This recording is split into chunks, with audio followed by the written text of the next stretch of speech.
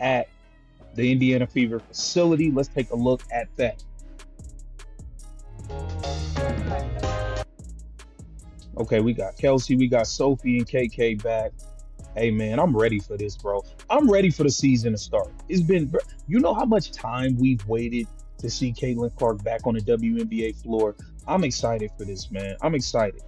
That energy right there, that's what we've been waiting for since the season ended.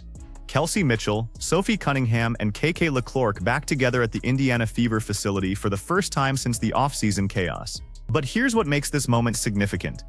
We're 22 days away from the regular season, and this is the first time we're seeing confirmation that everyone actually showed up. Because let's be honest, after the front office decisions we witnessed over the past 3 months, there were legitimate questions about whether this roster would stay intact. Monique Billings, okay. Oh yeah, that's the connection right there. That's gonna be, listen, Monique Billings is gonna be huge for this team. You see Monique Billings and Caitlin Clark right here. Gonna be a pivotal, gonna be an important part of the team's success. We saw Monique Billings have a really good connection with Caitlin Clark in Team USA, and hopefully it'll continue with the Indiana Fever. Monique Billings and KK LeClerc. Remember that connection from Team USA?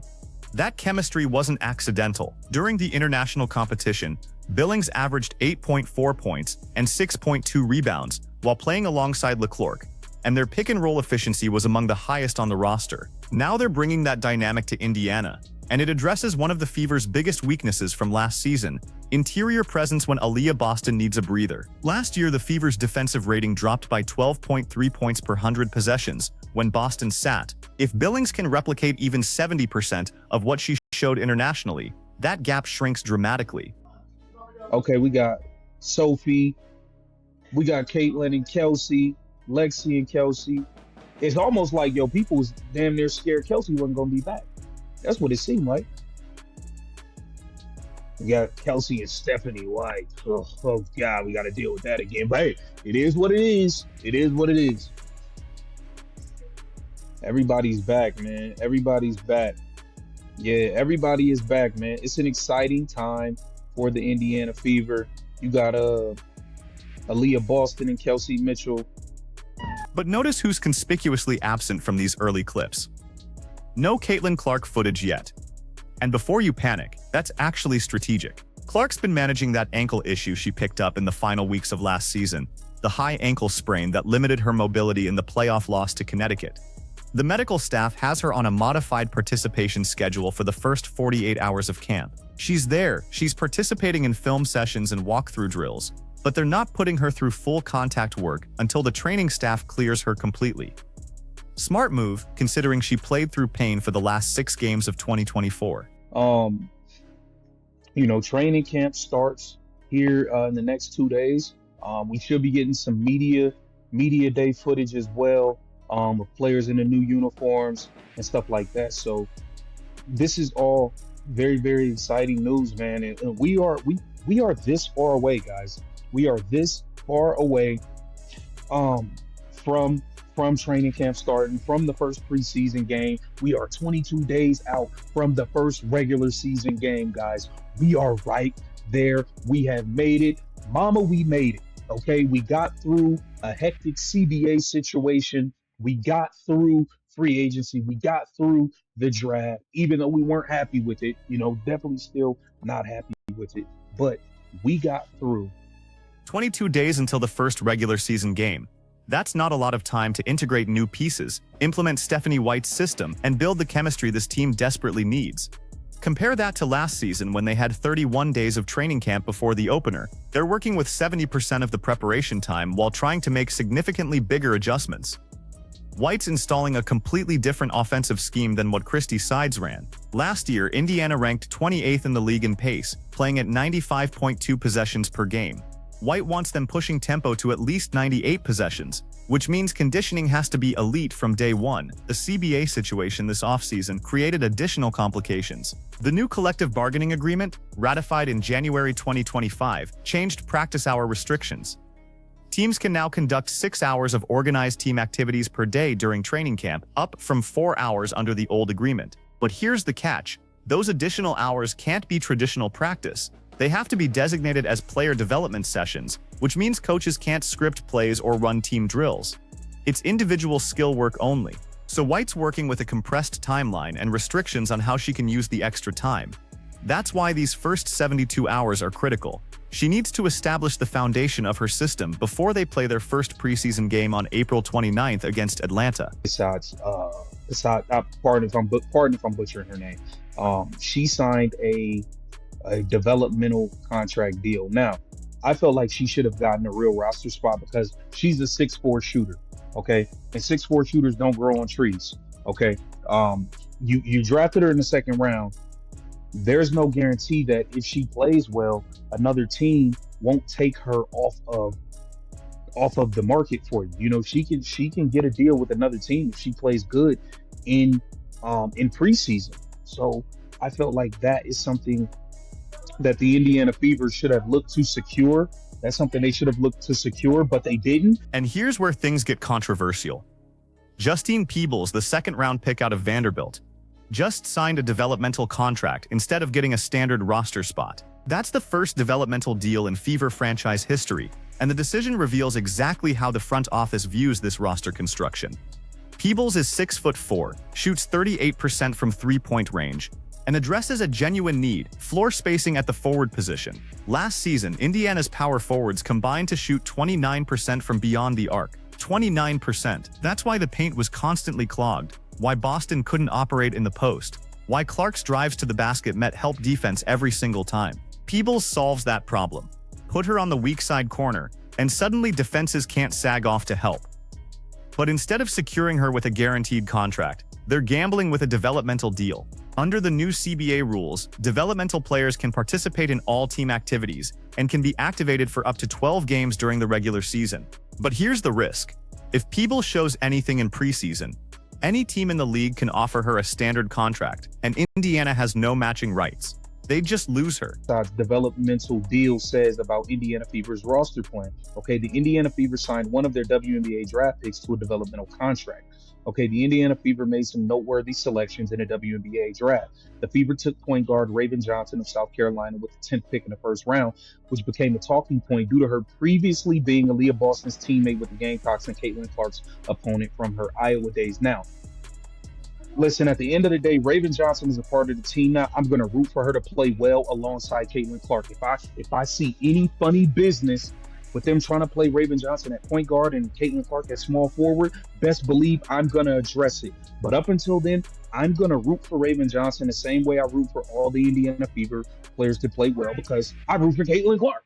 So I hope Raven Johnson is out there locking people down, making spot-up jump shots, passing Caitlin Clark the ball, and getting the hell out of her way. Raven Johnson, the 10th overall pick from South Carolina. This selection created immediate controversy because of the Aaliyah Boston connection and the perception that Indiana drafted her as a favor to their franchise cornerstone. But let's look at what Johnson actually brings. Defensively, she's elite. First-team All-SEC defense in 2024, led the conference in steals at 2.8 per game, and guarded the opponent's best perimeter player every single night. South Carolina's defensive rating was 9.4 points better per 100 possessions with Johnson on the floor versus off. Offensively, that's where it gets complicated. Johnson shot 31% from three-point range in her final college season and 42% from the free throw line. 42%. Those are center numbers, not point guard numbers. So the question becomes, how does she fit alongside Caitlin Clark? If the Fever try to play Johnson at point guard and move Clark to shooting guard or small forward, that's a problem. Clark's usage rate last season was 32%, second highest in the league. You don't take the ball out of her hands to accommodate a rookie who can't shoot. The only way this works is if Johnson embraces a 3-and-D role, guard the toughest perimeter assignment, hit spot-up threes when Clark creates open looks, and stay out of the way offensively. Can she accept that? We're about to find out. I feel like you should have at least, kept her on the real roster. You got 1 million guards on this team, man. She's 6'4", she can shoot. Even if she don't get minutes, you put her on a developmental contract. Another team like the New York Liberty or one of these other teams can swoop in and take her.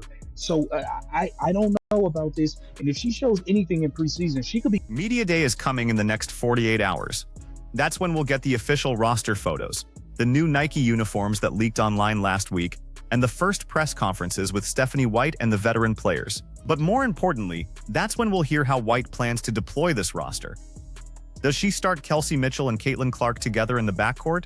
Or does she stagger their minutes to ensure one of them is always on the floor? Does Raven Johnson crack the rotation immediately? Or does she spend the first month learning the system from the bench? Last season under Christie's sides, the rotation was chaotic. Indiana used 43 different starting lineup combinations across 40 games. 43. That's not experimentation, that's panic. White has to establish stability immediately. The best teams in the WNBA use 8 or 9 players consistently, with clearly defined roles for everyone. Las Vegas won the championship last year using an 8-player rotation for 90% of their playoff minutes. Players can participate in practices and team activities and can be activated for up to 12 games. The developmental players do not count against the salary cap unless they are converted to a standard player contract. Okay, what this means for the Fever roster. The first takeaway from the move is that Indiana clearly sees a promising future for Pissar. Her skill set aligns with the team need and is a match next to Caitlin Clark. So the development signing is an indication they plan to keep her around. Now, I wanted us to have a 4 that could be a real 3-point shooter and floor spacer to begin with. That's why I was open to Becca Allen. I was open to, there was a bunch of 4s. That's why we wanted Azar. Here's what makes this training camp different from last year. Expectations. In 2024, Indiana was projected to win maybe 15 games. They were coming off a 13-win season, they had a rookie head coach, and the roster was built around 2 young stars who'd never played together. Nobody expected immediate success. They finished 2020, made the playoffs, and exceeded every reasonable projection. This year, the pressure is completely different. Clark's no longer a rookie learning the league. Boston's entering her 3rd season and should be an all-WNBA candidate. Kelsey Mitchell just signed a 2-year extension worth $3.4 million, making her one of the 10 highest-paid players in the league. The front office spent that money because they expect to compete for a championship, not just make the playoffs. And Stephanie White knows this is her one chance. She left the Connecticut Sun, where she was an assistant on a championship-contending team, to take this job. If the Fever regress, if they win fewer than 20 games, if the offense looks stagnant or the defense falls apart, she won't get a 3rd season to figure it out. The WNBA doesn't give coaches that kind of runway anymore. Look at what happened to Christie's sides. 1 20-win season, 1 playoff appearance, and she still got replaced. So these next 22 days aren't just about installing plays and building conditioning. They're about establishing an identity that can carry this team through a 40-game grind and into serious playoff contention. White's system at Vanderbilt emphasized ball movement and defensive versatility. Her teams averaged 18.7 assists per game, 3rd best in the SEC, and held opponents to 39.2% shooting from the field. Can she replicate that with WNBA talent? Can she get Caitlin Clark to buy into playing off the ball more frequently? Can she convince Kelsey Mitchell to accept a reduced role if that's what the offense requires? The answers to those questions will determine whether Indiana takes the next step from playoff team to legitimate contender.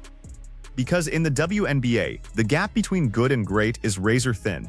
Las Vegas, New York, and Connecticut are all returning championship-caliber rosters. Seattle added pieces that address their weaknesses. Phoenix is healthy for the first time in 3 years. The competition isn't getting easier. Indiana has the talent. They have 2 bona fide stars in Clark and Boston, a proven scorer in Mitchell, and enough defensive pieces to be competitive on that end. But talent doesn't guarantee success. Chemistry matters, coaching matters, role acceptance matters, and all of that gets determined in these next 3 weeks of training camp. Watch how Stephanie White handles the Raven Johnson situation. If she forces Johnson into a starting role to justify the draft pick, that tells you the front office is influencing lineup decisions. If she lets Johnson earn her minutes based on performance, that tells you White has full autonomy. Watch how the offense flows. If Clark's usage rate stays above 30%, they haven't really changed the system. If it drops to 26 or 27% because they're moving the ball more, that's evidence of real evolution. And watch the developmental contract situation with Justine Peebles.